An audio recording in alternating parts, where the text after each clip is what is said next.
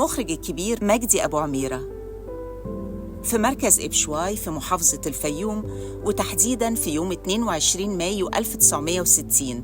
اتفتحت عيون المخرج الكبير مجدي أبو عميرة لأول مرة للحياة عشان يتولد نجم في مجال الدراما اللي بدأ فيها أول خطواته وهو ابن 5 سنوات. حقيقي،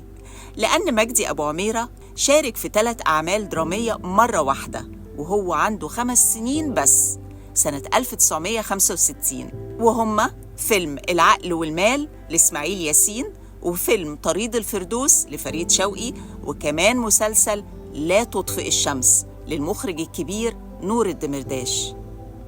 أما قصة ولعه بالإخراج فبدأت لما وقع في عشق كواليس العمل التلفزيوني وهو طفل صغير بيشارك في برنامج الأطفال في التلفزيون المصري،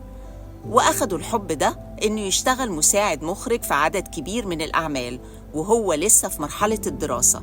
فمن السبعينات ولحد أواخر الثمانينات تقريباً اشتغل مع مخرجين كبار زي علوية زكي ورفعت قلدس وعلية ياسين، لكن أهم مخرجين اتعامل معاهم وكان لهم تأثير كبير في تشكيل موهبته كان المخرج أحمد طنطاوي والمخرج الكبير محمد فاضل.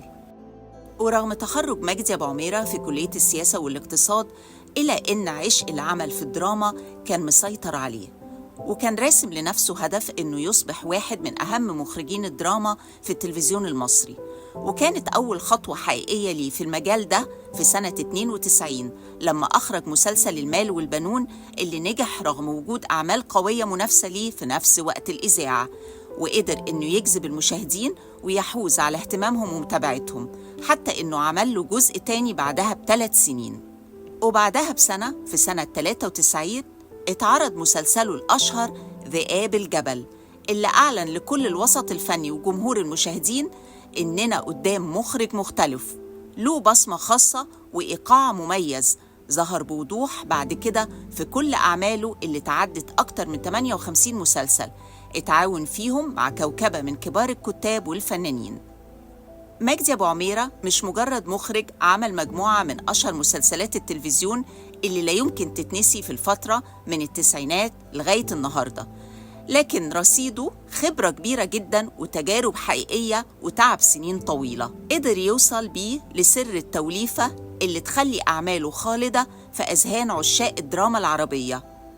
ويبقى مجدي أبو عميرة واحد من أفضل مخرجي الدراما التلفزيونية وأكثرهم شهرة وأغزرهم إنتاجاً.